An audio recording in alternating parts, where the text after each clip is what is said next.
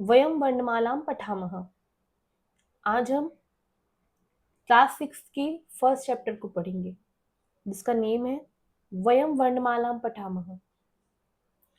वयम मतलब हम, वर्णमालां मतलब वर्णमाला को, पठामः मतलब पढ़ेंगे। सबसे पहले हम ये जान लेते हैं कि वर्णमाला क्या होती है। वर्ण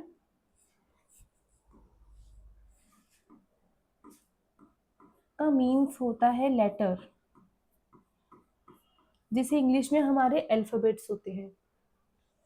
वर्ण ध्वनि की सबसे छोटी इकाई होती है।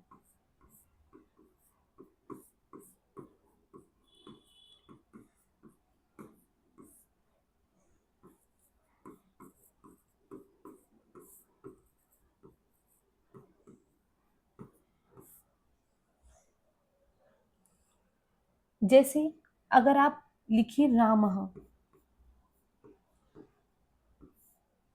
यहाँ पर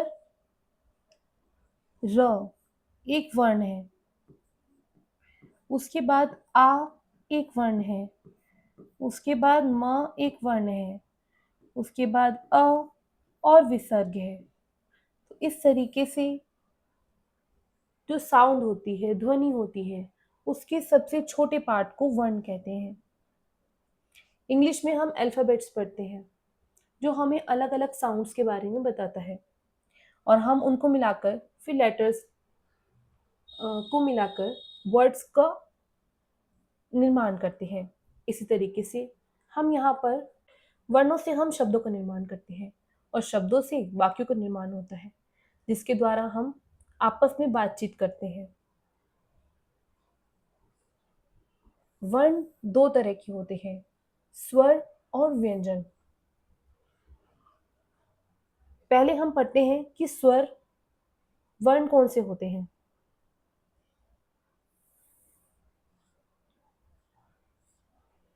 स्वराः स्वराणाम् उच्चारणं स्वतन्त्ररूपेण भवति। स्वराः द्विविधाः सन्ति, समानाक्षराणि संधि अक्षराणि च। स्वर का उच्चारण स्वतंत्र रूप से होता है। स्वतंत्र रूप से मतलब इंडिपेंडेंटली होता है। इसको उच्चारण के लिए किसी और वर्ण की आवश्यकता नहीं होती। यह हमने यहाँ पर क्यों कहा? क्योंकि व्यंजन को उच्चारण के लिए हमेशा स्वर की जरूरत होती है, जबकि स्वर खुद में ही पूर्ण होते हैं। इन्हें उच्चारण के लिए, उच्चारण मतलब बोलना, इन्हें बोलने के लिए किसी और वर्ण की आवश्यकता नहीं होती। स्व मतलब खुद, जिनका उच्चारण खुद होता है, उन्हें किसी और की जरूरत नहीं होती, वो स्वर होते हैं। स्वर भी दो तरह के होते हैं, समान अक्षराणी, संधि अक्षराणी। अब हम जानते हैं कि समान अक्षर वाले स्वर कौन से होते हैं।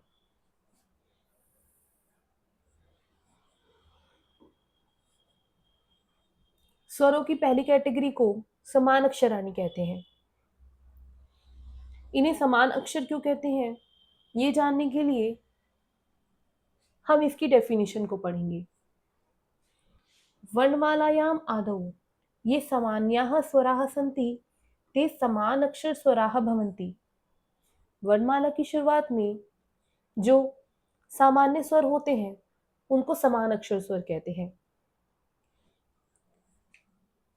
ये बिल्कुल सामान्य होते हैं और सभी समान होते हैं। जैसे अगर हम यहाँ पर दी हुई इस टेबल को देखें तो इस टेबल में हमें समान अक्षर दिखाए गए हैं। यहाँ पर अ लिखा है जो कि ह्रस्व है, उसी के साथ उसकी दूसरी ओर आ लिखा है जो कि दीर्घ है। ह्रस्व का मतलब वह अक्षर है जो बोलने में कम समय लेता है, दीर्घ ह्रस्व से दुगना समय लेता है। ह्रस्व को अगर हम इंग्लिश में बोलें तो ह्रस्व का मतलब शॉर्ट होता है, जबकि दीर्घ का मतलब लॉन्ग होता है। इसी तरीके से अगर हमें ये जानना हो कि ह्रस्व अक्षर को बोलने में कितना समय लगता है, तो आप लगभग ये जान सकते हैं कि ह्रस्व को बोलने में 1 सेकंड का समय लगता है और दीर्घ को बोलने में 2 सेकंड का समय लगता है।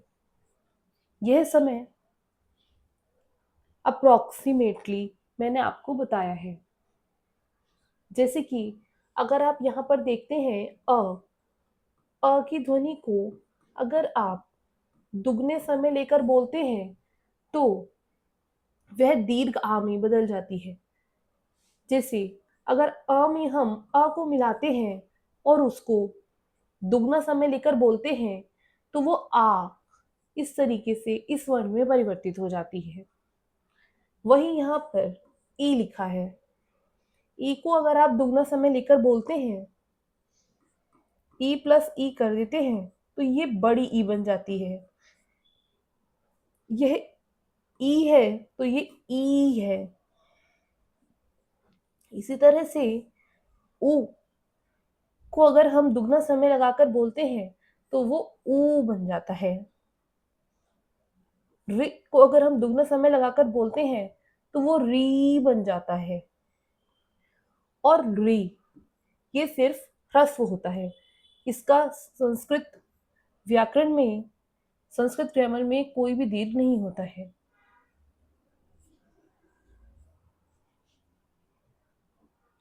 चलिए अब हम संधि अक्षरों को समझते हैं।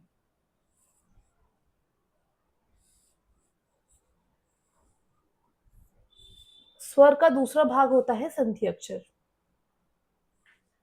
संधि अक्षर वे अक्षर होते हैं जो संधि के द्वारा बनते हैं। जैसे कि आप इनकी डेफिनेशन भी पढ़ सकते हैं। द्वयोः निश्चित स्वरयोः संधि द्वारा ये नवीनाः स्वर वर्णाः जायन्ते ते संधि अक्षर स्वराः भवन्ति। दो निश्चित स्वरों की संधि के द्वारा जो नवीन वर्ण बनते हैं उनको संधि अक्षर स्वर कहते हैं। अब आप ये जान लीजिए कि संधि क्या होती है। दो वर्णों के मेल को संधि कहते हैं। जब दो वर्ण आपस में मिलते हैं तो एक नवीन वर्ण का उत्पादन करते हैं जिसको संधि कहते हैं। ठीक है, जैसे कि आप यहाँ देख सकते हैं अ और ई को मिलाने से ए का निर्माण होता है। अ और ए को मिलाने से आई का निर्माण होता है। अ और ऊ को मिलाने से ओ बनता है। वहीं अगर हम अ और ओ को मिलाएं तो औ बनता है। इन सभी वर्णों का निर्माण संधि के द्वारा होता है। इसका निर्माण अ और ई से, आई का निर्माण अ और ए से, ओ का निर्माण अ और ऊ से, औ का निर्माण अ और ओ से होता है। इसलिए इन्हें संधि अक्षर कहते हैं। जैसा कि आपको आपके पाठ्य पुस्तक में भी दिखाया गया है, अ प्लस ई ए, अ प्लस ए आई, अ प्लस ऊ औ, अ प्लस ओ औ।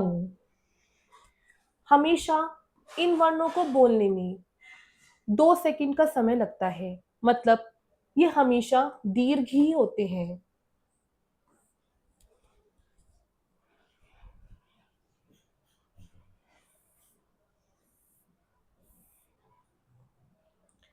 अनुनासिक स्वराह ये विशिष्ट प्रकार के स्वर होते हैं। ये स्वर के भेदों में नहीं गिने जाते, लेकिन तब भी इनकी एक विशिष्ट प्रकार कहा जाता है। जैसे कि आप इसकी परिभाषा से समझ सकते हैं। मुखेन सह नासिकया अपि उच्चारिताः स्वराः अनुनासिक स्वराः भवन्ति। मुख के साथ साथ नासिकया, नासिका से मतलब नोज से, तो माउथ के साथ साथ नोज से भी जिनका उच्चारण होता है, जिनको हम बोलते हैं, वो अनुनासिक स्वर होते हैं। अनुनासिक स्वर की पहचान उसके ऊपर लगी चंद्र बिंदु से होती है। जैसे आप यहाँ पर देख सकते हैं, अ वर्ण के ऊपर चंद्र बिंदु लगाई गई है। इनको बोलने में हम मुंह के साथ साथ नासिका का भी प्रयोग करते हैं, जिससे वर्ण के बाद हल्की सी न की साउंड आती है, जैसे हम सभी स्वरों को बोलकर देखते हैं। अ, आ, ई, ई, उ, ऊ, री, री, री, ए, आई, ओ, औ। इस तरीके से अनुनासिक स्वर होते हैं।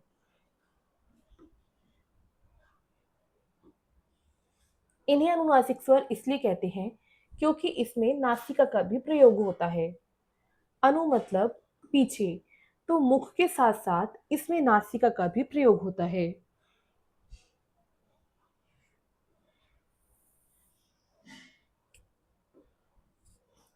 हमारे चैप्टर का अगला टॉपिक है व्यंजनानि। व्यंजनानाम् उच्चारणे कस्यचित् स्वरस्य सहायतायाः अपेक्षा अवश्यम भवति। व्यंजनों के उच्चारण में किसी न किसी स्वर की सहायता की जरूरत होती है।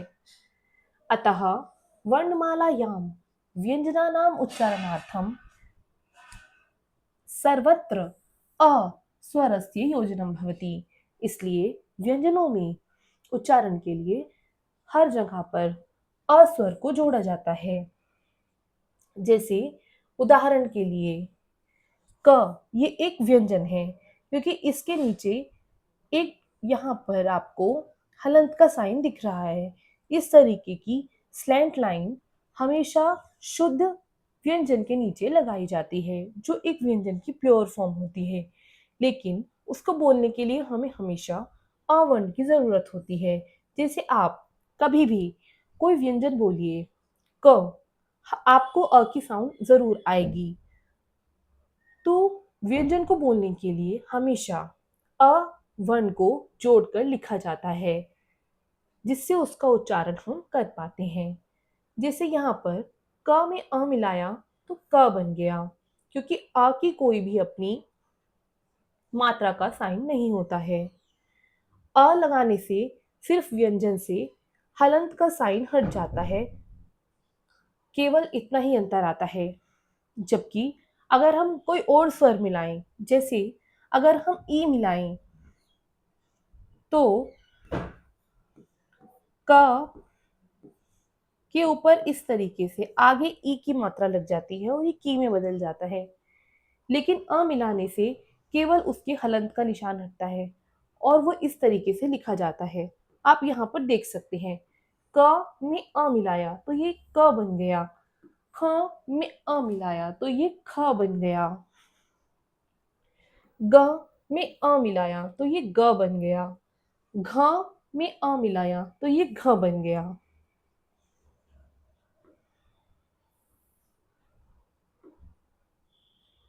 अत्र व्यंजनम केवलम, यहाँ पर व्यंजन केवल क ख ग घ इत्येवस्ति।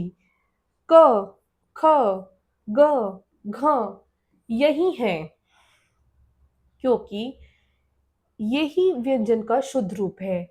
हमने इसमें अ सिर्फ उच्चारण के लिए मिलाया है।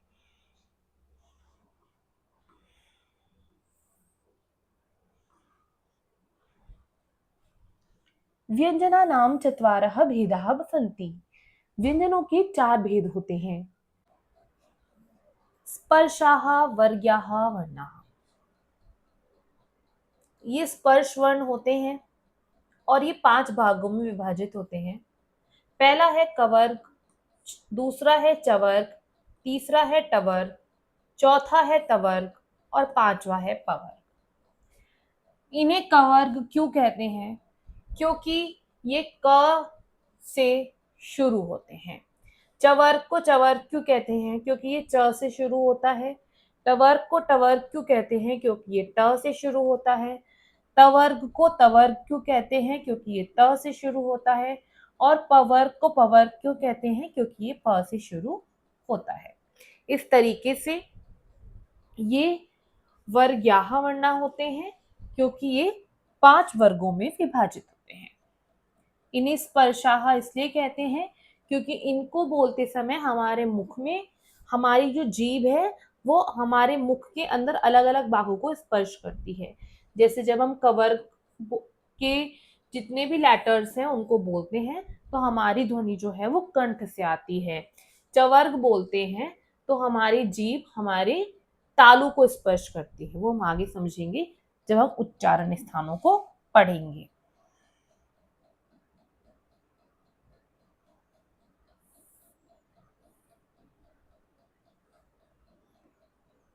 स्पर्शाः वर्ग्याः व्यञ्जनवर्णाः स्वकीय उच्चारण स्थानानुसारेण पञ्चसु वर्गेषु विभक्ताः भवन्ति।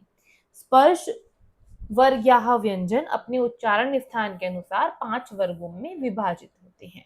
जैसे कि मैंने आपको अभी बताया था कि कवर्ग का उच्चारण स्थान कंठ है,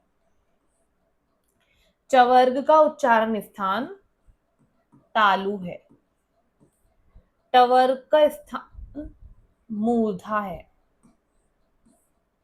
तवर्ग का उच्चारण स्थान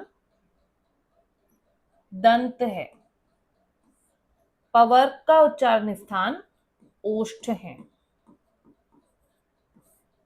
इनको हम आगे समझेंगे। आपको पूरी पिक्चर यहाँ पर लेबल्ड पिक्चर आपको नीचे दिखाई गई है। उस डायग्राम से हम समझेंगे कि कंठ, तालु, मूर्धा, दंत, ओष्ठ ये मुख में कहाँ कहाँ स्थित है। वो आपको पूरे डायग्राम के द्वारा समझ में आ जाएगा। चलिए अब हम नेक्स्ट टॉपिक देखते हैं।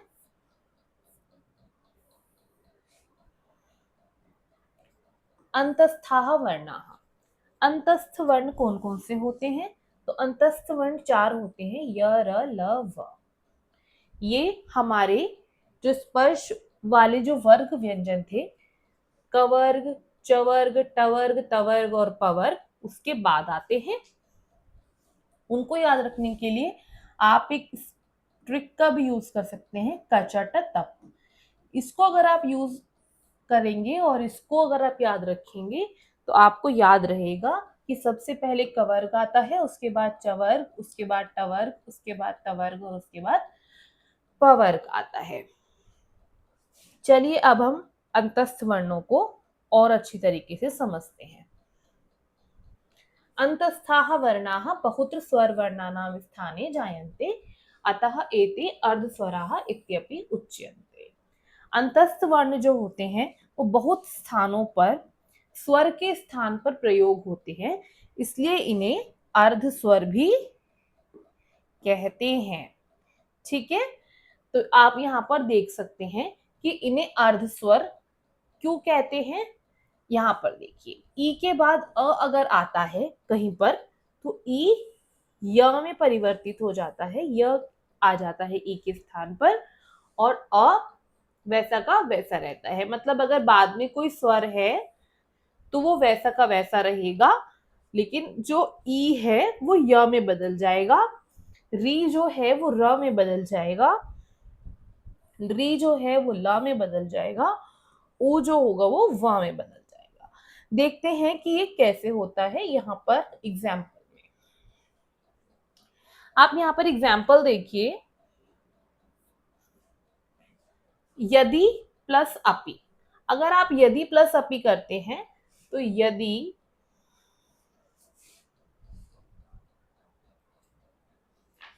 यदि प्लस अपि करते हैं तो आप यहाँ पर देखिए, यदि में लास्ट में क्या है? ई। ठीक है, तो ये दी है, ये द और ई मिलकर बना है, तो ये लास्ट में यहाँ पर ई है। ई में जब आप अ मिलाएंगे, यहाँ पर देखिए आपको यहाँ पर लिखा है ना ई प्लस अ, तो अगर आप ई में अ मिलाएंगे तो क्या हो जाएगा? ई के स्थान पर य आ जाएगा। जब ई के स्थान पर य आ जाएगा तो ये कुछ इस तरीके से लिखेगा।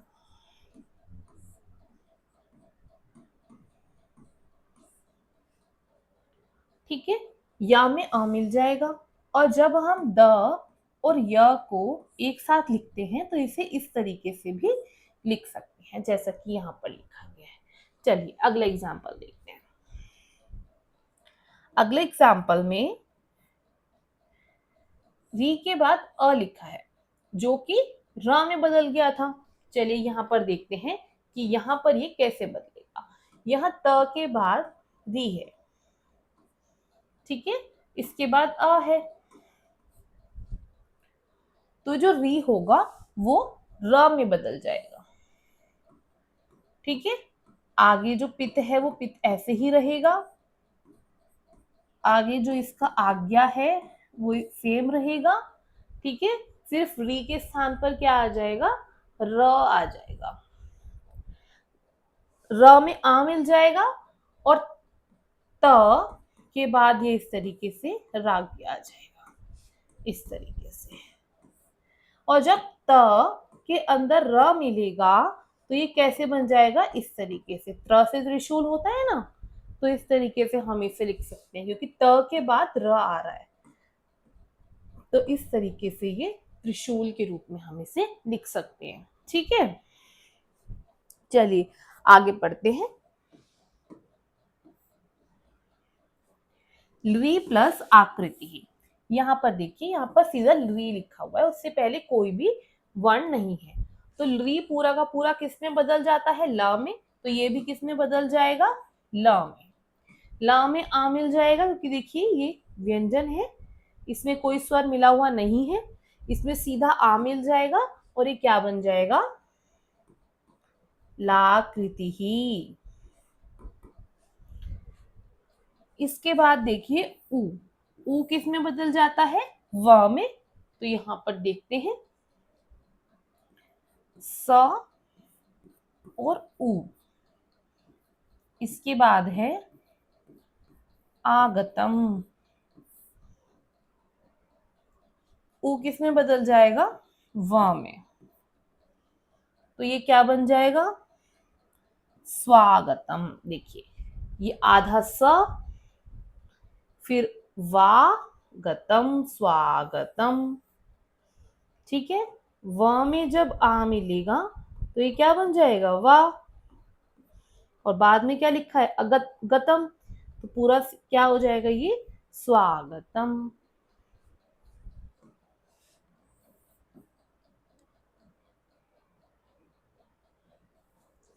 देखिए आगे पढ़ते हैं। तीसरा जो भाग है व्यंजनों का वो है ऊष्म वर्ण। ऊष्म वर्णाह को से होते हैं जिनको बोलते समय हमारे मुंह से ऊष्म वायु निकलती है। उष्ण वायु कैसी होती है, तो उष्ण वायु होती है वार्म एयर या हॉट एयर। ठीक है, जब हमारे मुंह से किसी वर्ण को बोलते हुए हॉट एयर प्रोड्यूस होती है तो उन्हें ऊष्म वर्ण कहते हैं। ऊष्म का मतलब ही क्या होता है, हॉट। ठीक है, तो आप यहां पर देखिए, ऊष्मणाम व्यंजन वर्णानाम उच्चारण समये, ऊष्म वर्णों के उच्चारण के समय में मुखात उष्णः वायु निस्सरति, मुंह से उष्ण वायु निकलती है। कैसी वायु निकलती है, उष्ण वायु निकलती है। और वो वर्ण कौन कौन से होते हैं, उष्म वर्ण, श, श, स और ह। ठीक है, ये हमारे जो अंतस्थ वर्ण थे य, र, ल, व,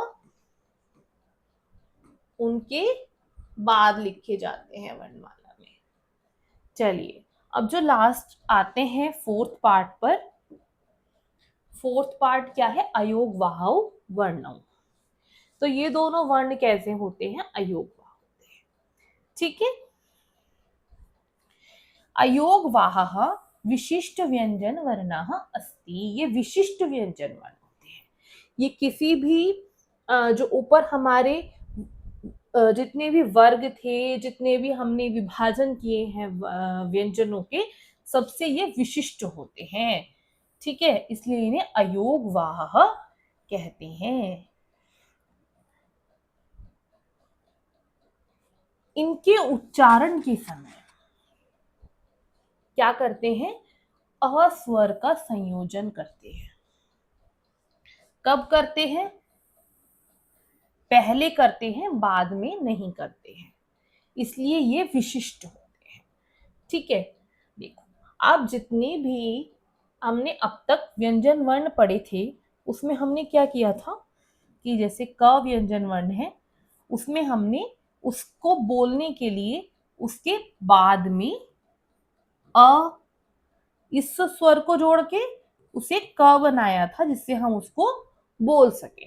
लेकिन यहां पर क्या करना है, अयोगवाह में, अयोगवाह में हमें पहले किसी स्वर को मिलाना होगा, स्वर को रखना होगा, तभी हम उसका उच्चारण कर पाएंगे, तभी हम उसे बोल पाएंगे। तो हुए ना ये विशिष्ट, इसलिए इन्हें अयोगवाह कहते हैं। अयोगवाह मतलब जो जिनका योग नहीं है, जिनका योग नहीं है मतलब जो पुराने व्यंजनों के जैसे नहीं है, ये कुछ विशिष्ट है।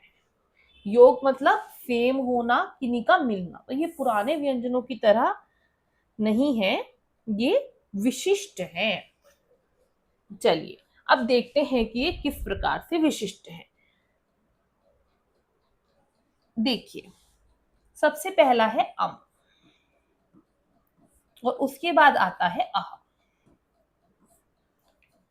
लेकिन अगर हम यहां पर वर्णों की बात करें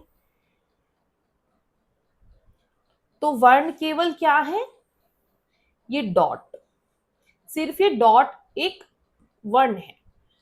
ठीक है, लेकिन इसको उच्चारण के लिए हम आगे कोई ना कोई स्वर जोड़ते हैं।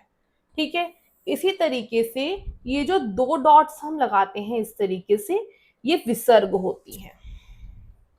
लेकिन इसके भी उच्चारण के लिए हमें पहले क्या जोड़ना होता है, कोई ना कोई स्वर जोड़ना पड़ता है। ठीक है, तो ये जो डॉट है ना, जिसको हम अनुस्वार कहते हैं,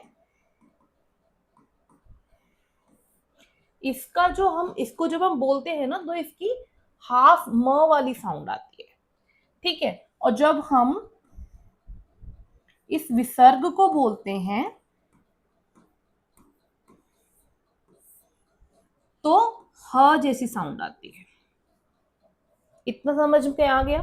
लेकिन इनको बोलने के लिए, क्योंकि ये पूरा अगर हमें उच्चारण करना है तो आगे क्या लगाना पड़ता है, स्वर। जैसे कि हम स्वर लगा के इसको बोलेंगे अम, इसको अलग अलग करके दिखाया गया है, अ और ये डॉट।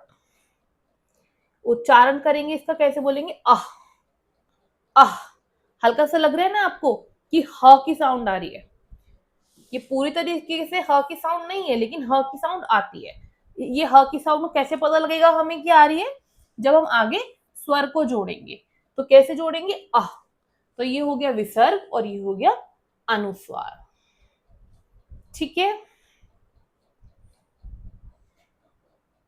और इनका पता कैसे लगेगा जब हम आगे, क्योंकि हम देखो इसका उच्चारण नहीं कर सकते, इसका उच्चारण हमें कब करेंगे, जब हम आगे अ को मिलाएंगे। इसका उच्चारण हम नहीं कर सकते, कब करेंगे, जब आगे हम अ को मिलाएंगे। तो हम जब आगे अ को मिलाएंगे तो ये इनका उच्चारण कैसे होता है ये भी हमें पता चल जाएगा।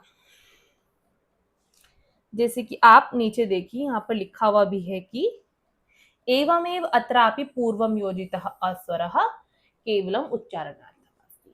जैसे कि बाकियों में हमने अ सिर्फ बोलने के लिए लगाया था, उच्चारण के लिए लगाया था, लेकिन उनके पीछे लगाया था। यहाँ पर भी हमने अ ही लगाया है, लेकिन आगे लगाया है, बोलने के लिए ही लगाया है।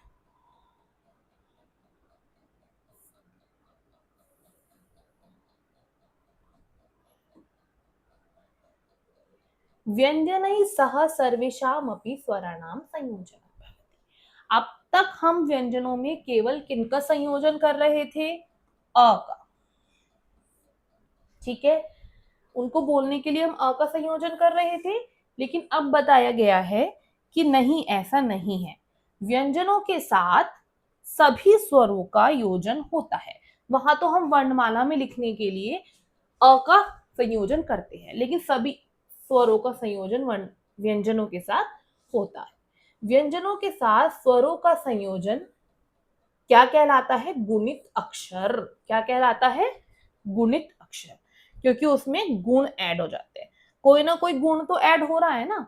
अगर हम अ जोड़ रहे हैं तो वो उसमें अ की साउंड आ रही है, आ जोड़ रहे हैं तो आ, ई, तो इन सबका अलग अलग गुण है। इसका अ गुण है, इसका आ गुण है, इसका इ गुण है, इसका ई गुण है, इसका उ गुण है, इसका ऊ गुण है। तो इस तरीके से इन्हें गुणित अक्षर कहते हैं। चलिए हम गुणित अक्षरों के बारे में आगे और विस्तार से समझते हैं। सबसे पहले आप देखिए यहाँ पर ना स्वर लिखे गए हैं, अ, आ, ई, उ, ऊ। ठीक है, और यहाँ पर उनकी मात्राएं दिखाई गई हैं, ये किस स्वर में कौन सी मात्रा लगती है। ठीक है, जैसे अ जब हम मिलाते हैं तो कोई मात्रा नहीं लगती, सिर्फ नीचे से हलंत का निशान हट जाता है। वो तो हर किसी, जब हम कोई भी स्वर लगाएंगे तो हटेगा ही। तो अ की कोई भी मात्रा नहीं होती है। आ की क्या मात्रा होती है? इस तरीके से आगे एक लंबी लाइन लग जाती है। ई की मात्रा इस तरीके से होती है, आगे एक लाइन लगाकर आगे वर्टिकल लाइन लगेगी और उसके ऊपर इस तरीके से क्लॉकवाइज हाफ सर्कल लगेगा। ठीक है, यहां पर देखिए जो लाइन है आपकी वर्टिकल, वो राइट हैंड साइड लगेगी, मतलब कि अक्षर व्यंजन के बाद लगेगी, और एंटी क्लॉकवाइज हाफ सर्कल लगेगा अगर आपको ई की मात्रा लगानी है। ठीक है, अगर आपको ऊ की मात्रा लगानी है तो आप क्या करेंगे? इस तरीके से आपको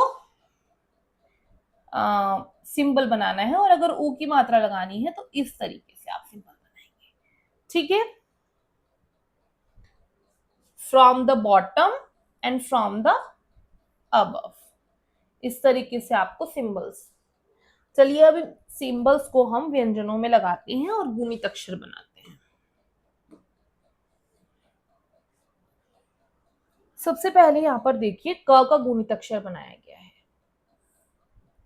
अ स्वर को मिलाया तो कोई भी मात्रा नहीं लगी। आ स्वर को मिलाया तो जो क था, ठीक है, इसमें आ मिलाया तो अगर स्वर मिल गया तो ये हलंत तो हट ही जाएगा, क्योंकि ये किस में लगता है? व्यंजनों में लगता है। तो ये अब हमने जब इसे मिलाया तो ये कौन सी मात्रा लग जाएगी? ये वाली मात्रा। ठीक है, ई मिलाएंगे तो कौन सी मात्रा लग जाएगी? इस तरीके से ये वाली मात्रा लग जाएगी। ठीक है, अगर हम ई मिलाएंगे तो कौन सी मात्रा लग जाएगी? इस तरीके से ये वाली मात्रा लग जाएगी। ओ मिलाएंगे तो कौन सी मात्रा लगेगी? ये वाली मात्रा लगेगी। ऊ मिलाएंगे तो कौन सी मात्रा लगेगी? ये वाली मात्रा। ठीक है, चलिए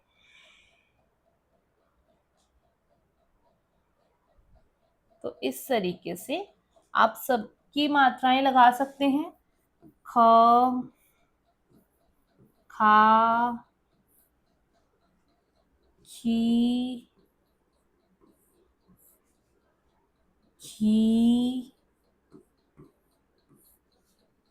खु,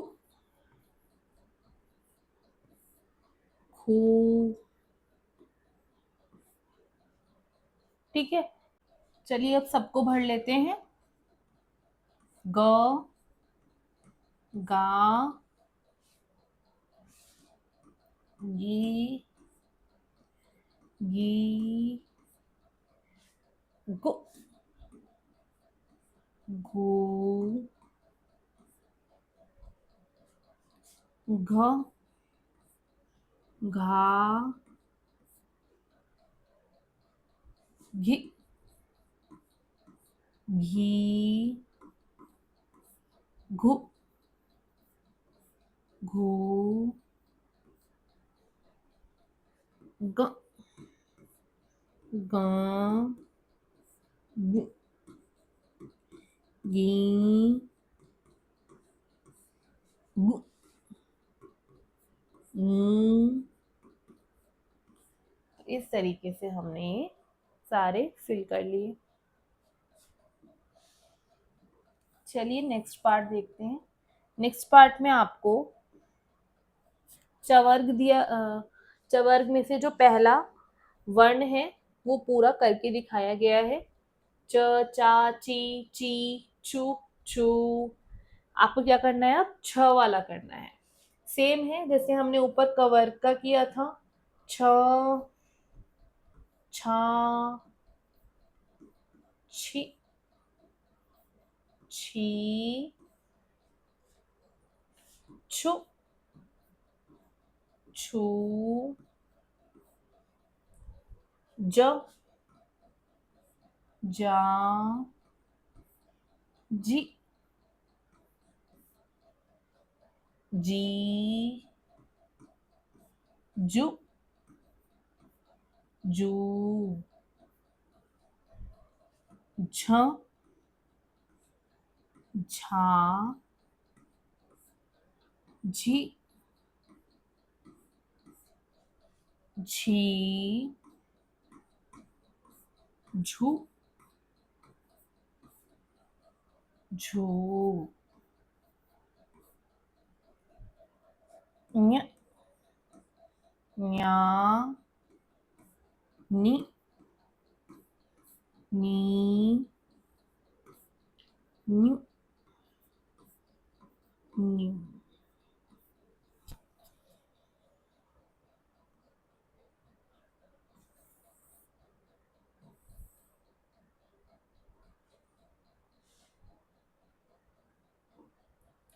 आगे जो आपके एक्सरसाइज है वो देखिए। वदामह लिखामह च, बोलेंगे और लिखेंगे।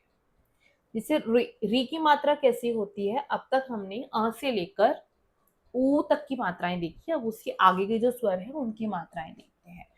री की मात्रा कैसी होती है, इस तरीके से। री की मात्रा कैसी होती है, इस तरीके से। ल की मात्रा कैसी होती है, इस तरीके से। ठीक है, आपको इस तरीके से ल बनाना है और उसके नीचे इस तरीके से आपको, जैसे री का सिंबल बनाया था ना, इसी तरीके से बनाना है।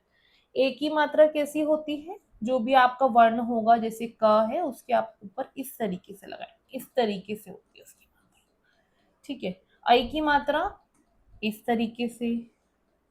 ठीक है, ओ की मात्रा इस तरीके से और औ की मात्रा इस।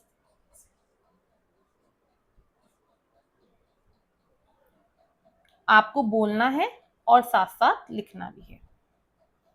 चलिए देखते हैं कि हमें कौन कौन से वर्णों को यहाँ पर लिखना है।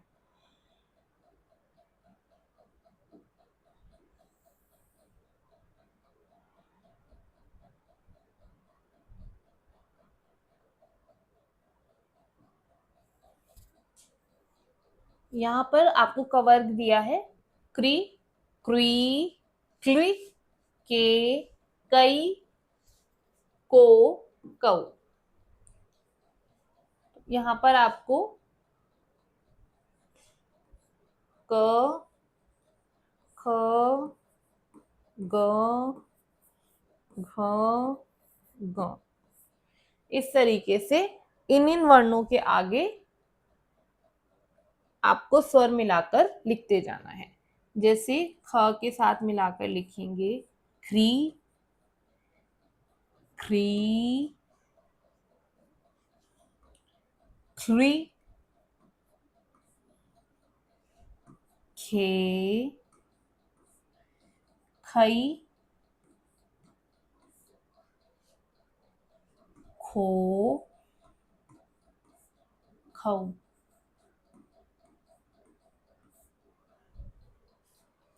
ग, ग्री, ग्री,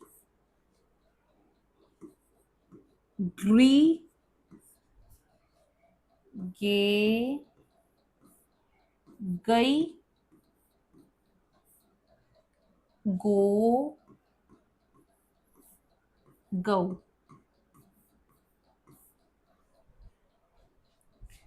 घ्री, घ्री, घ्री। घे, घई, घो, घौ।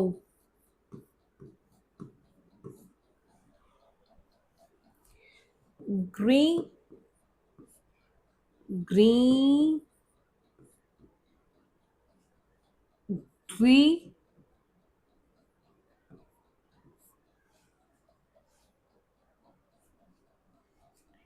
गे, गई, गौ, गौ।